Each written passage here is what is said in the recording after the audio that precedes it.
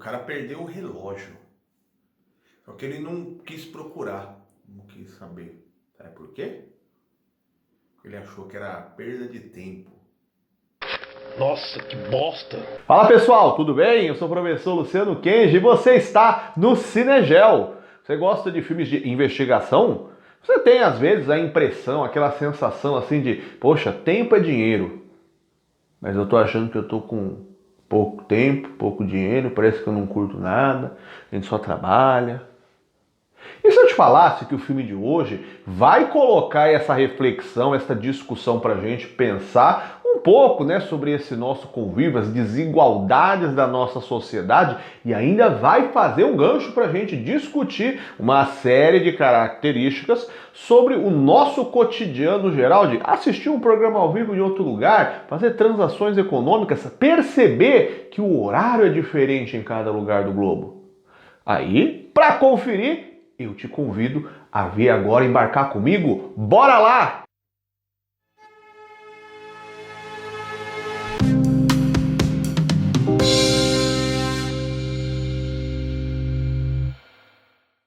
O Preço do Amanhã, In Time, filme de 2011, dirigido por Andrew Niccol, protagonizado por Justin Timberlake.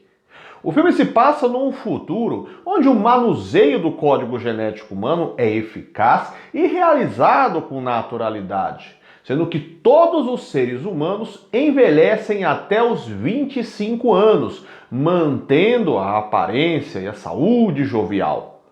Mas, ao se completar esta idade, todos nós temos apenas mais um ano de vida, ativando uma espécie de cronômetro que fica embutido no braço esquerdo com uma espécie de luz verde neon. Acontece que é possível se passar o tempo de uma pessoa para outra através de um movimento de encaixe das mãos de braço direitos, além de ter criado dispositivos também de armazenamento para este tempo que cada pessoa carrega. E com isso não há mais dinheiro circulante, mas sim se paga tudo através do tempo de vida. Comida, carro, uma passagem de ônibus, os salários, tudo é pago com este tempo de vida. Isso criou uma grande discrepância entre as pessoas, porque enquanto a maioria das pessoas vive com os cronômetros contados na casa de apenas um dia, uma espécie de salário mínimo, termo que aqui sou eu mesmo que estou usando, tá? Já que não é nominado assim no filme, mas enfim. Enquanto isso, há pessoas que são praticamente eternas, tendo séculos de vida, mantendo a sua jovialidade. Os braços esquerdos das pessoas são habitualmente cobertos, pois ostentar um cronômetro com tantos números te torna, inclusive, alvo de criminosos que queiram vir roubar esse tempo de você. E por isso, os milionários fazem o armazenamento nas cápsulas do tempo, aquelas tais peças que eu disse que fazem este armazenamento. Neste contexto, nós conhecemos o personagem protagonista, Will, morador do gueto, onde aprendeu a conviver sempre com o tempo de um dia, vendo muitas pessoas morrerem ao seu redor diariamente. Sua mãe precisará ir ao banco saldar um empréstimo que, por sinal, tem juros altíssimos, na casa de mais de 20%, e ficará, por conta disso, bem no limite de sua morte. Mas essa prática é comum entre eles. É de uma ação solidária, inclusive, de se ajudar um ao outro, passando algumas horas de sua vida, minutos, para conseguir manter a outra pessoa viva. Naquela noite, em um bar, Will estava com um amigo e vê que tem um homem com mais de um século de vida que está bebendo tranquilamente e chamando a atenção de todos, ostentando os números no braço. Nitidamente, não sendo dali, já que trata-se de um bairro pobre e tão problemático, o misterioso homem acaba sendo abordado por um grupo de criminosos que rouba o tempo das pessoas em assaltos. E em uma atitude solidária, vendo que o forasteiro não tem a malícia do lugar, Will ajuda-o a fugir e se esconder dos bandidos. Conversando brevemente, o milionário lhe diz que está cansado desta eternidade que possui e que os seres humanos devem sim morrer para completar o seu ciclo de vida natural, como qualquer outro ser vivo. Como a confusão acaba avançando à madrugada, eles acabam se escondendo e dormindo em um prédio abandonado após a fuga. E o Will acorda, de repente, com o tempo secular do homem em seu braço, que transferiu para ele enquanto Will dormia, deixando apenas a mensagem: aproveite bem o seu tempo. Will vê da janela, então, do lado de fora, o homem sentado em uma ponte e tenta ir até ele para conversar, mas chega quando o seu tempo se esgota e o homem misterioso cai morto. Ainda no baque desta grande notícia, já que de repente ele ficou rico, como se tivesse ganhado numa espécie de mega-sena, Will começa a organizar os seus planos. Doa uma década para seu melhor amigo, aquele que estava no bar junto com ele. E irá levar sua mãe para viajar para a área chique, que lhe propiciará conforto e uma vida boa como eles nunca conseguiram ter. Mas com o tempo bem no limite e o inflacionamento da passagem do ônibus, que aumentou de 1 para 2 horas de vida de cobrança, a mãe de Will morre ao longo desse trajeto de tentar encontrar o filho ainda e acaba deixando-o sozinho. Pensando na mensagem deixada pelo misterioso milionário, Will decide então curtir o tempo mesmo. O filme se passa no estado de Ohio, nos Estados Unidos, e o lugar foi setorizado em áreas que foram batizadas com nomes de fusos horários.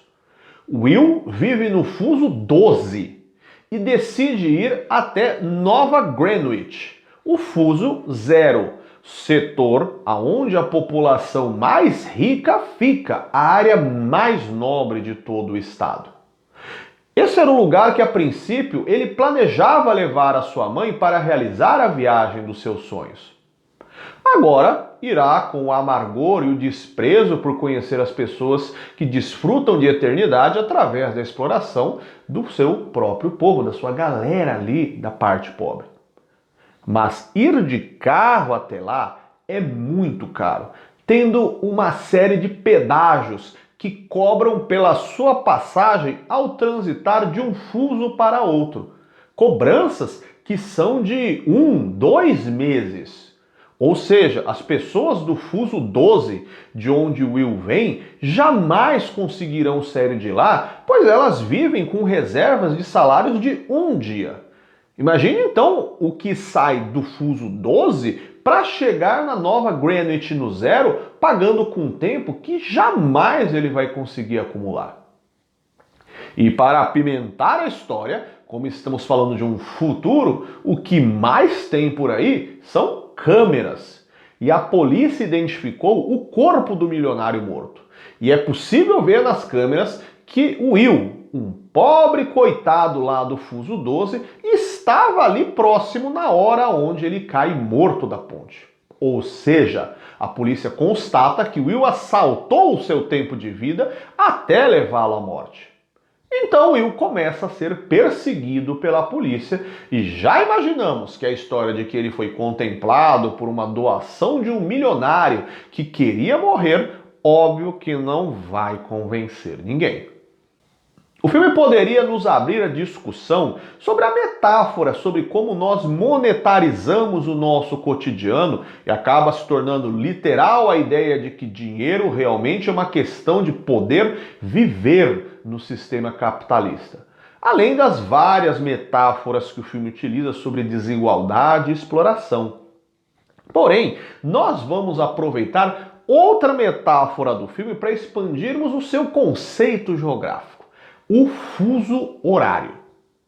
Esta padronização horária aconteceu num evento chamado Conferência de Washington, realizado em 1884, com a proposta de se padronizar os horários no mundo todo, a partir de uma fórmula básica. Antes desta data, os países criaram os seus próprios horários locais, a partir do simples processo de observação do movimento aparente do Sol. Um padrão meio que estabelecido no mundo até então eram horários que foram determinados a partir da observação do céu e a posição do Sol ao meio-dia. Ou seja, quando ele está exatamente a pino, posição astronômica que chamamos de zênite, o exato ponto vertical reto em relação ao solo, chamaremos de meio-dia. Mas conforme ao longo do século XIX a expansão do dinamismo comercial das navegações foi se tornando cada vez mais comum e expandindo, portanto, a relação com pontos do globo cada vez mais diversos, andar com uma tabela com os horários dos pontos e diferentes pontos do globo começou a se tornar pouco prático. E daí veio a ideia de se criar um padrão internacional. Hoje você pega o celular, faz uma pesquisa rápida no Google e já sabe o horário de qualquer ponto do globo.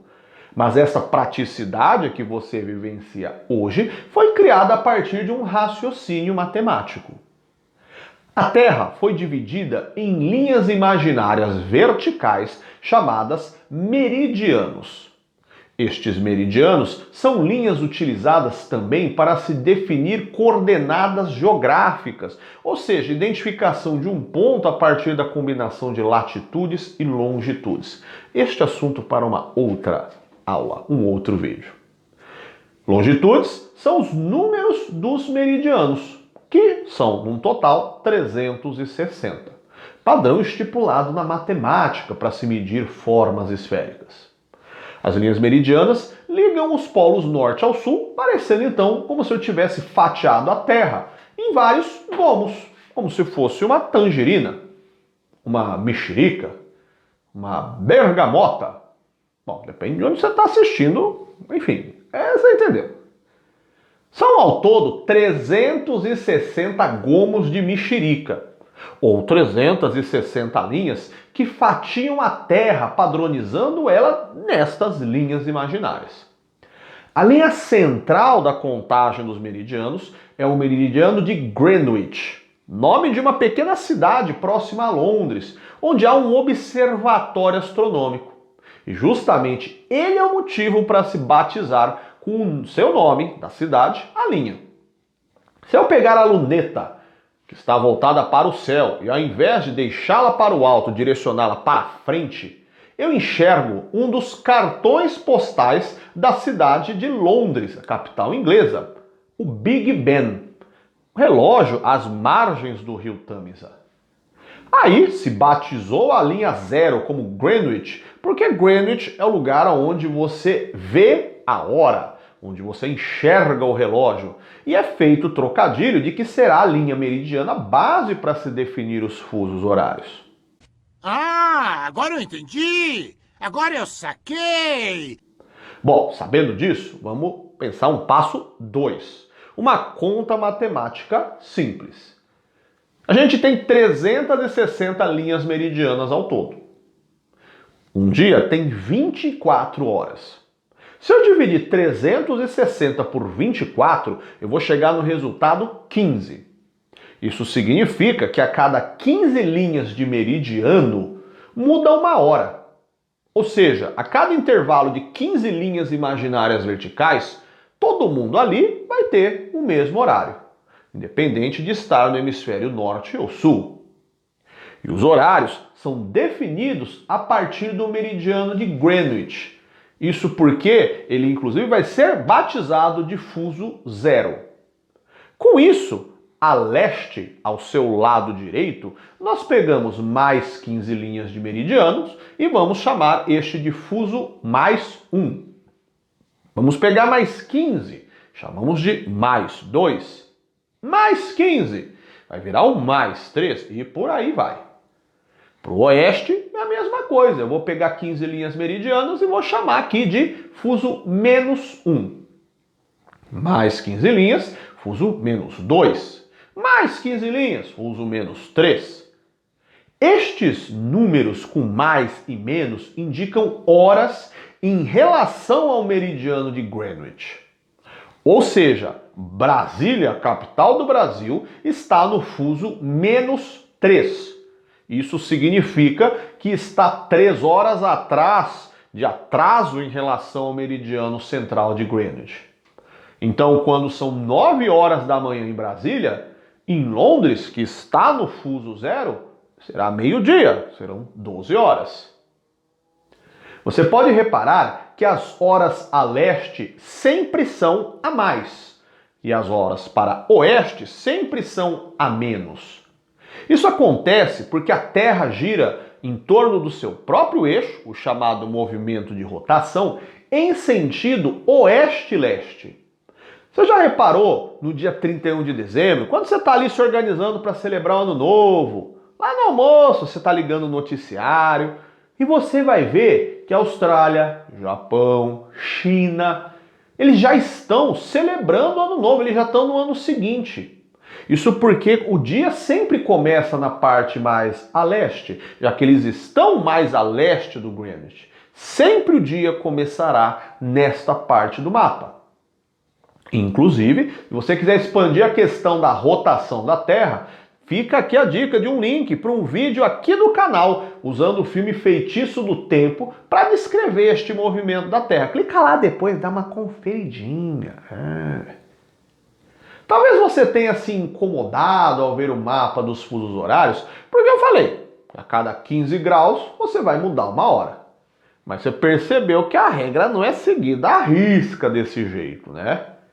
Isso porque os países eles não são obrigados a seguir essa sugestão padrão. E eles acabam fazendo adequações para a questão do seu cotidiano. Dá uma olhadinha no mapa na Europa Ocidental, onde tem muitos países que seguem o mesmo horário, o +1. Mesmo não sendo o padrão de 15 graus de linha meridiana para todos eles. Mas é algo escolhido para facilitar aspectos cotidianos. Porque aí fica mais fácil para se organizar transações bancárias, horários de eventos que possam ser transmitidos em mais de um país e se favorece a integração como um todo mesmo. Isso é uma escolha a se definir pelo governo.